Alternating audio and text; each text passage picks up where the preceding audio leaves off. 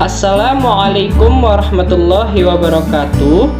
Kami peserta Latsar CPNS PPSDM golongan 2, gelombang 1, angkatan 1 yang beranggotakan Rizky Arif Munandar, Salma Anis Hanifa, dan Yevi Meilani akan menjelaskan secara singkat mind mapping implementasi WOG di era transformasi global. Adapun pokok bahasan yang akan kami jelaskan antara lain pengertian tentang WOG, tujuan, cara pendekatan yang dapat dilakukan, tantangan, pola pelayanan, jenis pelayanan publik, dan implementasi WOG di Kabupaten Bekasi. Yang pertama mengenai WOG. Apa itu WOG?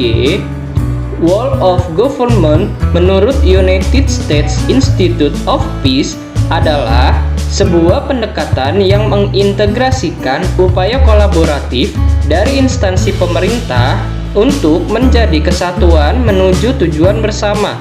Dikenal juga sebagai kolaborasi, kerjasama antar instansi, aktor pelayanan dalam menyelesaikan suatu masalah pelayanan. WOG menekankan pelayanan yang terintegrasi sehingga prinsip kolaborasi, kebersamaan, kesatuan dalam melayani permintaan masyarakat dapat diselesaikan dengan waktu yang singkat. WOG dikenal sebagai pendekatan interagensi, yaitu pendekatan yang melibatkan sejumlah instansi yang terkait dengan urusan-urusan relevan. Kemudian, mengapa perlu WOG? Terdapat beberapa alasan yang menyebabkan mengapa WOG menjadi penting dan tumbuh sebagai pendekatan yang mendapatkan perhatian dari pemerintah. Pertama, dorongan publik untuk bekerja good governance. Artinya, adanya faktor-faktor eksternal seperti dorongan publik dalam mewujudkan integrasi kebijakan, program pembangunan, dan pelayanan agar tercipta penyelenggaraan pemerintahan yang lebih baik. Yang kedua, perkembangan teknologi dan informasi. Perkembangan teknologi informasi, situasi, dan dinamika kebijakan yang lebih kompleks juga mendorong pentingnya WOG dalam menyatukan institusi pemerintah sebagai penyelenggara kebijakan dan layanan publik. Yang ketiga, ego sentral atau siloisasi. Maksudnya, faktor-faktor internal dengan adanya fenomena ketimpangan kapasitas sektoral sebagai akibat dari adanya nuansa kompetisi antar sektor dalam pembangunan. Satu sektor bisa menjadi sangat superior terhadap sektor lain atau masing-masing sektor tumbuh namun tidak berjalan beriringan, melainkan justru kontraproduktif atau saling membunuh. Masing-masing sektor menganggap bahwa sektornya lebih penting dari yang lainnya. Yang keempat, keberagaman. Khususnya dalam konteks Indonesia, keberagaman latar belakang nilai, budaya, adat istiadat, serta bentuk latar belakang lainnya mendorong adanya potensi disintegrasi bangsa. Dalam hal ini, WOG menjadi penting karena diperlukan sebuah upaya untuk memahami pentingnya kebersamaan dari seluruh sektor guna mencapai tujuan bersama. Selanjutnya, cara-cara pendekatan WOG yang dapat dilakukan antara lain.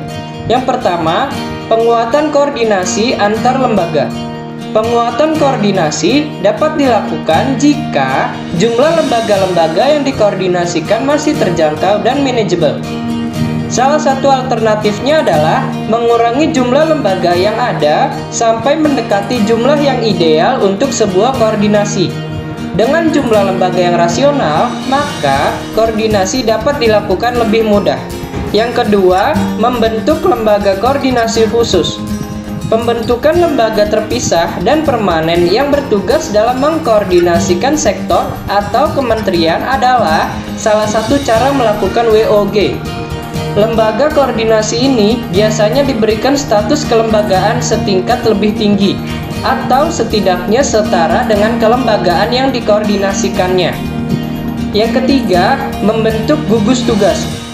Gugus tugas merupakan bentuk pelembagaan koordinasi yang dilakukan di luar struktur formal yang setidaknya tidak permanen. Pembentukan gugus tugas biasanya menjadi salah satu cara agar sumber daya yang terlibat dalam koordinasi tersebut dicabut sementara dari lingkungan formalnya. untuk berkonsentrasi dalam proses koordinasi tadi. Dan koalisi sosial.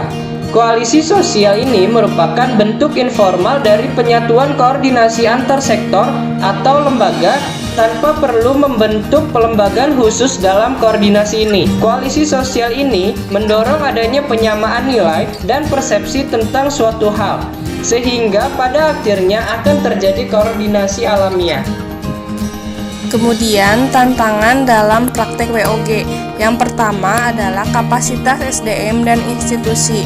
Diperlukan SDM yang berkualitas dan sesuai dengan kualifikasinya dengan memberikan pelatihan-pelatihan sehingga praktek WOG dapat diterapkan. Yang kedua adalah nilai dan budaya institusi. Tantangan di era digital ini adalah masih banyak orang yang tidak mengerti cara-cara secara digital. Solusinya dengan memberikan sosialisasi dan tutorial sehingga praktek WOG bisa menjadi kebiasaan dan budaya. Yang ketiga, kepemimpinan.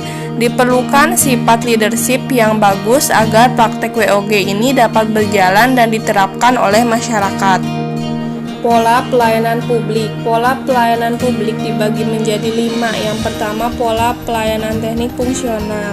Pola pelayanan teknik fungsional diberikan oleh suatu instansi pemerintah sesuai dengan bidang tugas, fungsi, dan kewenangannya. Yang kedua adalah pola pelayanan satu pintu. Diberikan secara tunggal oleh suatu unit kerja pemerintah berdasarkan pelimpahan wewenang dari unit kerja pemerintah terkait lainnya yang bersangkutan. Yang ketiga adalah pola pelayanan satu pintu. Pola pelayanan ini dilakukan secara terpadu pada satu instansi pemerintah yang bersangkutan sesuai kewenangan masing-masing. Yang keempat adalah pola pelayanan terpusat. Pola pelayanan terpusat dilakukan oleh suatu instansi pemerintah yang bertindak selaku koordinator terhadap pelayanan instansi pemerintah lainnya yang terkait dengan bidang pelayanan masyarakat yang bersangkutan. Dan yang terakhir adalah pola pelayanan elektronik.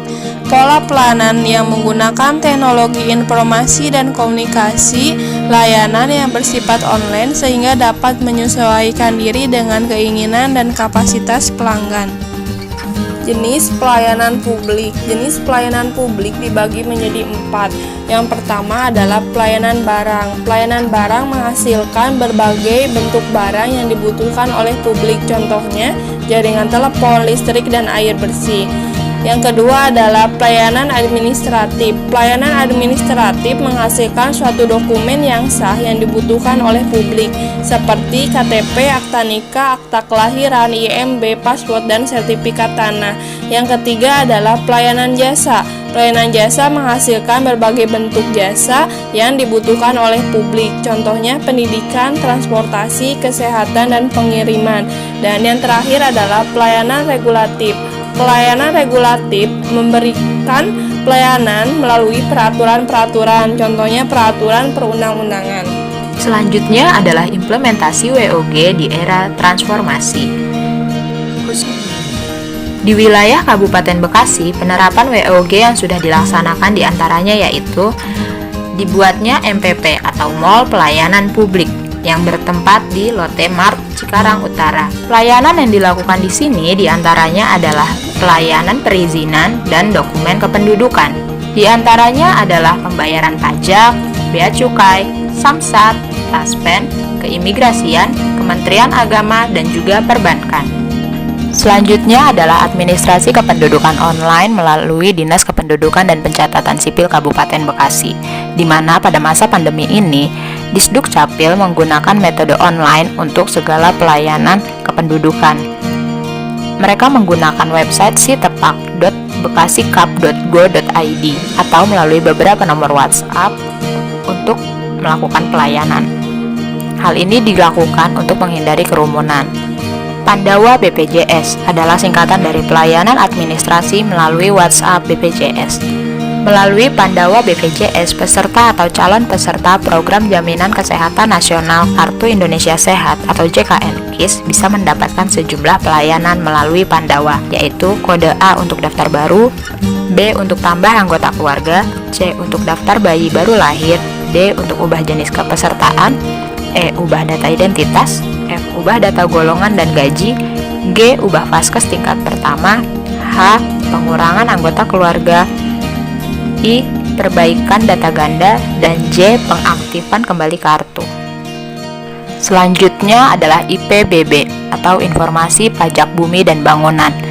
IPBB merupakan aplikasi untuk mengetahui berbagai informasi tentang pajak bumi dan bangunan secara online.